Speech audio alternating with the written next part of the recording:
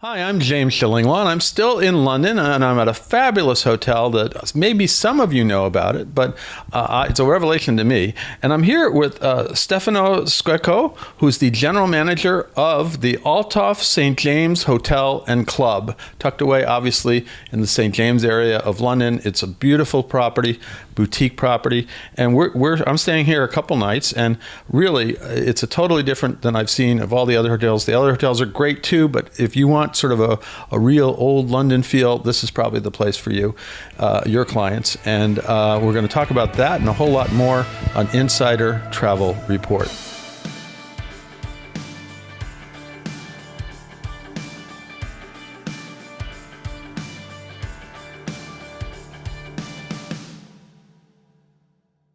Stefan, thank you so much for hosting me here. I'm looking forward to my stay, and I think you and I are going to have dinner a little later at your fabulous restaurant. But talk to me. You're fairly new to this hotel. When did you arrive? Well, just I think 5 weeks ago, so I'm quite fresh to this property. But first of all, I would like to welcome you, obviously, at the Althoff St. James Hotel and Club. So thank you very much for coming. Well, it's my pleasure, and again, you're getting used to it too. But as you know, you got a very special place here. It's really a classic hotel, and tell us a little bit about the history of this hotel, because it was once a time a gentleman's club, right? It was actually, yes, and then in the mid of the 1900s, it was obviously transformed in a hotel. Okay. So it's a heritage place, very English heritage, part of it. And it's a jewel.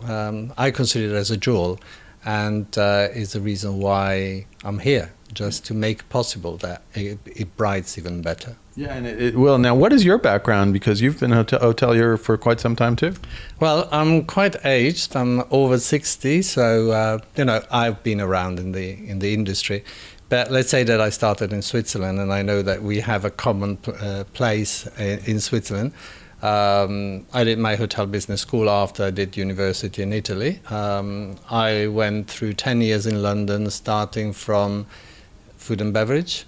Going back to Italy, I had really the chance or the privilege to work for 7 years at the Cipriani in Venice as food and beverage manager. Then I did the opening of the Hilton Mulino Stucchi, which obviously was a full opening and full refurbishment. And then I ended up in Rome at the Cavalieri. A hotel I know very well. In fact, we just interviewed that for someone from the Rome Cavalieri in New York. Here we are. So that was my 12 years in Italy. Then I decided to come over back to London. And I think that I did the right choice because London is a very busy and buzzy city, which is wonderful to live because every day you discover things, you meet lots of people. But I decided a little bit to touch more the English heritage, and therefore I went to work in Surrey in a place called Penny Hill Park, which is a collection, second generation Italian. And I stayed there for 3 years as deputy general manager. Then I moved back to London, and I think that, again, another thing that you never expect, but I've been approached by the Blake's Hotel, which was historically in the, I think history in our industry is the first boutique hotel.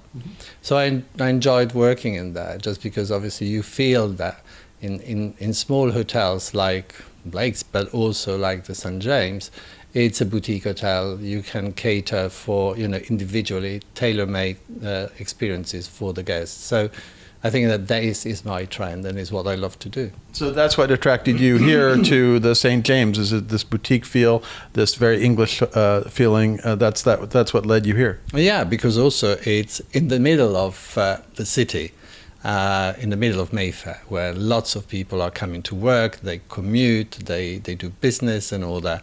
But actually the position of the St. James is in a cul-de-sac, and therefore is very quaint, is very in a corner, is very calm. You can retire here and just be relaxed and experience the life in a hotel. Absolutely, and I was going to talk to you about the location. You really are in the central part of London, yet you're in a quiet neighborhood that really would know all the bustle is going on around you, right? Well, you are basically in the middle of the city because we are near Piccadilly. So, Piccadilly is the busiest place in Regent Street. But let's say that we are also near all the, royal not destination, but royal houses, and therefore, nearby you have Buckingham Palace, you have St. James, and therefore you feel also that kind of vibe, which is heritage, is history from London, and who doesn't talk about the monarch family and all that? Even and there's one reason why Americans come here. They want to be close to the royals, and this is where you are really close to the royals here. But it's something that I discovered actually when I was working even at Cipriani, how much Americans love aristocracy and history, and therefore for them is a privilege to be nearby and breathe that air. Yeah, and I think that is fantastic because you can tell hundreds of stories about history, and they are so curious about our heritage. That's incredible. So yeah. No, so now, when was this hotel affiliated first with Althoff? And as you know, I've done. You've probably seen them already. I've done a series of interviews with various Althoff hotels and the head of Althoff collection. But when was this hotel part of Althoff? 2007. Wow, so it actually has been for quite some time, which I didn't realize. And I learned it this morning because we had, the support of the HR, Human Resources Department, where obviously they know all the history very well because they are asked questions about it. So for myself, it was a discovery as well, 2007 anyway. And now what Althoff is known for is great culinary. Incredibly luxurious stays, and I was lucky enough to stay in 3 of the hotels, and they got more to come. But I was shocked and surprised and happy when I heard that Althoff had a branch in London. I said, I'm going to London. Why don't I check out what you do it the way you do it for London? But you are the outpost here in England, right? Yeah, well, correctly so. I mean, we are the business card for Althoff, I think, also to expand their mission. And also to expand the vision of what hotel business is all about and how is hospitality in the world should be. Yeah. So I think, yes, we are the business cards in order for them also to expand the properties out of Germany, out of Switzerland, and try to get more destination around Europe and hopefully, expand even more. Who knows? Well, yeah, you are the first really big city hotel, which is, they have, I know they're building one in Cologne. They have one outside of Cologne, but a lot of them are kind of, out near the Tegernsee, on a lake in a beautiful bucolic setting, or they're near the Neuschwanstein Castle. That's the ones that I experienced, the 3. It's not the same as a city hotel, right? No, definitely not. But obviously, we have to cater to quite a various number of profiles as guests, so business people that want to come with their families here in the hotel, weekend travelers. So it's quite a very different kind of segment of clients that come to see us. So that's interesting. So you're going to have I saw some leisure guests upstairs, and I could see you can cater to some families too because you have connecting rooms. And let's talk about the rooms, the accommodations. How many keys do you have? 60 in total. Just 60. It's just small. Well, it's not as small because you can go down to 30 as well. So I think that it's really, when you talk about tailor-made hotels or boutique hotels, that is the right dimension, I think, where people feel to come back at home. There is a little bit of tradition, but you are also allowed, because you are a lifestyle hotel, to break those rules, and because obviously then you become somebody who tailor-makes the experience for each customer. So there are no boundaries in order to please them. No, and that's the whole thing. The service that you have is really high-end, and then of course you have suites. I know I'm in one up on the 6th floor, overseeing the beauty of London, and there are actually some terraces up there too. Correct. I think that we are one of the unique hotels in London that have balconies overseeing obviously the area, which we are close to Green Park. So, and actually we have also a door that goes on the back where you can eventually in the morning, if you want to go and have a run in Green Park, you don't have to go in the middle of all the traffic and just cut through and go in. That sounds great. If it's not raining tomorrow, maybe I'll try that out. This morning it was raining. Now, the other thing you have, any other thing you want to highlight about the rooms in terms of the amenities and things that people will find in the room? I know my room has an incredible, standing tub, which is very different and really has some lovely amenities. I have a sitting room. I have a bedroom. It really is well put together. And I say that having been only in the room for about half an hour when we first got here, and then we were to do the tour and then the interview. I'm looking forward to the stay. But any other amenities you want to highlight? Well, I think that what is very important is that here we have also some cultural, well, let's call it a cultural, but is an art collection, which is yes, I saw that. It's amazing. in this room you can see. So it's a collection that I don't know really all the history about it, but certainly there is quite a lot to talk about it. But for who loves painting, and we are basically in the middle of art, and wherever you walk there are paintings that tells each one a story. So I think that we are privileged to have it, and people enjoy watching them, feeling the story of those people that they are painted there, and they are from different periods of time. So certainly from 1900, but you go from 1930, you go for something much more Picasso looking, and all that. So I think it is quite interesting to have I did notice on the walls, and I hadn't noticed when I first walked in the hall, but I did the tour and I was, wow, those are beautiful pieces of art. Now, the other thing, of course, that Althoff is famous for, and you carry it through here, is wonderful dining.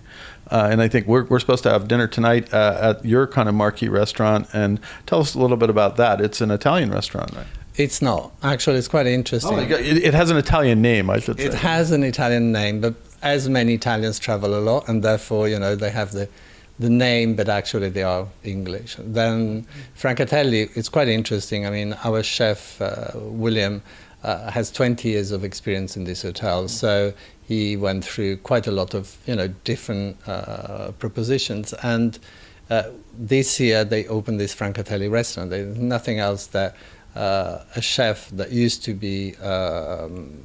Actually, I also discovered that he was learning with Escoffier, which is quite interesting. Really? So Escoffier was the brighter one that did a very good PR for himself.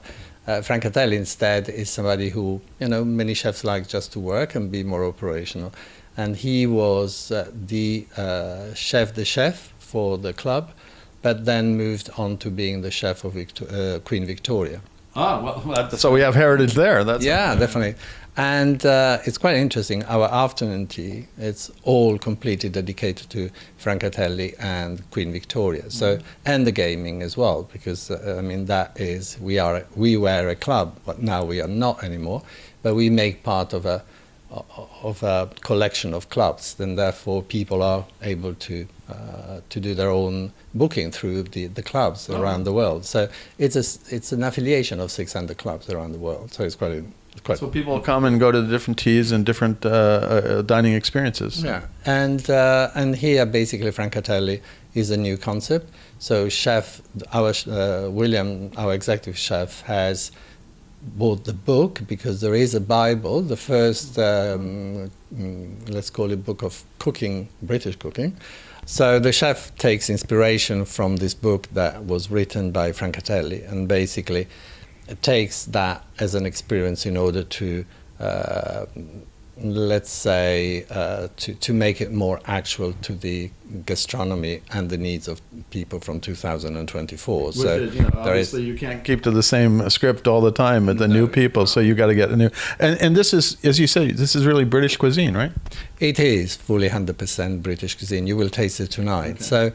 So he will take you through to an experience which is flavor, which is texture, which is local ingredients, and he goes through, the chef obviously goes through all his youth because he was living outside London, and therefore the butter is coming from there, the beef is coming from there, so he knows all the suppliers, which is fantastic because it's obviously... So he was locally sourced before that was in, right? Correctly so. So it's quite an interesting experience, and there is always, every day, that we are trying to fine-tune the product, to update it, to listen to our customer, what they have to say about it, and then little by little, the perfection you can look at every day in order to give the best. So, yeah. Now, is he been awarded a Michelin star yet? Or? I don't think that is any more important. Okay. I mean, as soon as you cater for guests, good food, an important experience, I think that is going out from what is the concept of the star Michelin. Not everybody looks for the star Michelin, or not everybody wants it anymore. Yeah. Although a lot of your Althoff sister properties, a few of them do have stars. They have, but I think that also the concept is to deliver good food, that then obviously will be recognized But we know that by now many chefs, they don't play the game anymore. Well, it is hard. It's sometimes when you concentrate, as you know, as you just mentioned, too highly on the stars and the forks and everything else instead of the food. And it sounds like your chef knows where he's focused on is on the food. Now, even beyond the restaurant, the main restaurant, you got a lovely bar, and I just had lunch in your bar, and it's a lovely lounge where people were just hanging out and at the bar. So you got that too, right? Yeah, and it's a beautiful vibe, especially in the evening. There are people that want to retrieve in a quiet place, and they are more than welcome here. They have cocktails, they have this experience of the punches, which is a new concept that we have, and they enjoy. And we never say no. So in the food and beverage department, the doors are open because we don't want to say, oh no, you can't eat here, you have to go there. So whatever we offer, we are able to offer in the various areas where you would like to. So from the rooms, in the bar, in the restaurant, you can have the burger in the restaurant. So we try to be eclectic in order to be able to reach out and please our customers. Absolutely. Now, what do you think is the benefit of being part of the Althoff collection? Well, I think it's a know-how, it's a vision, and you feel it very strongly. The know-how especially because we are really, very close to the head office, and there is a great support. We have video calls, let's say, based every day, and so a new form we weren't used to growing up with, right? With video calls. But I think that although we are very far apart, because obviously there is a channel between us, but the fact that we call every day and we update every day, that I think is phenomenal. And the fact that you still feel that there is it's a family-owned collection, and therefore there is a ethos, there is everything behind, and it doesn't get, it's not getting lost in translation, but it goes straight down to us. So as I was explaining, we had 2 days, the people from Human Resources, and they delivered incredible information to our team members, and even better than when I arrived, they feel really part of a house and a family. And I was lucky enough to meet Thomas Althoff, really a wonderful gentleman. I didn't interview him, but I interviewed your CEO Frank Marenbach, and he recognizes what this family is and the kind of hospitality that they try to deliver, right? Correct. And if I look at my experience in the hotel industry, it seems like that my time between the Cipriani and the St. James, there is nothing happened. It seems like that there is a link between the two things, because obviously there are visions of gentlemen that wanted to achieve real hospitality. So I think that when you feel that, as I work just in this industry, I think it's quite a nice thing to live. Absolutely. Now, we talked about who is really the target guest for this hotel. I've seen everybody from leisure to some corporate and I could see you have possibilities. You could have families here as well. Yeah, obviously we do, because we have interconnecting rooms. And I saw kids coming out of the elevator too. So I guess that was a tip off. Right? But well, obviously for the time being, I mean, the segment that we have, the strongest one is all North America. UK, that is our main market. But at the moment we are trying to expand, because that is the most important thing, is to expand and have different segments, because with the political situation that we have, you have to be able to fill up the hotel. There are 60 rooms, and therefore you have to be able to pull the strings where people are and who wants to come or who can come. So now the project is to open to Australia, is to open to South America. Obviously the link with Germany is very strong, and therefore Germans and Swiss are here thanks to Althoff. So I think that we are able to attract quite a lot of people, and I wouldn't call it traditional, but actually it is, because as we mentioned before, London attracts a lot of people around the world, but then there is a certain appeal to Americans, to Australians, to all these kind of markets. So you've got a lot of markets, and you can successfully cater to all of them. Now, I guess one of my last questions is there anything else you want to tell our 125,000 travel advisors about the Althoff St. James Hotel and Club? Well, I think that it should be an experience, and therefore I welcome everybody to come over, and we are happy to welcome everybody in order to let them know what St. James is, what London is, what UK is. So whoever wants to come, they are welcome. Now, is there any other place where they can get information on this wonderful Althoff St. James Hotel and Club? Well, I think that the best way to find all the information is our website, which is www.stjameshotelandclub.com. That's easy. I like that. It is, but please pay attention, is St. James's ST. So that is the way that you can easily find us. And then there's a larger company website for the Althoff collection as well. Right. I believe it's like althoffcollection.com, I believe it is. Svana, I want to thank you for taking the time, and we're going to have a nice dinner later to try out this wonderful cuisine. We've been talking. You can talk about cuisine for a while, but then push comes to shove, you got to taste it. So we're going to get a choice of that. Again, we're looking forward to that. But again, thank you for taking so much time with us today to first of all show us this wonderful hotel that I have known about for a while, but never really had a chance to experience. And good luck to you in this new role, because it sounds like you really have found it. So happy to be here, and thank you once again.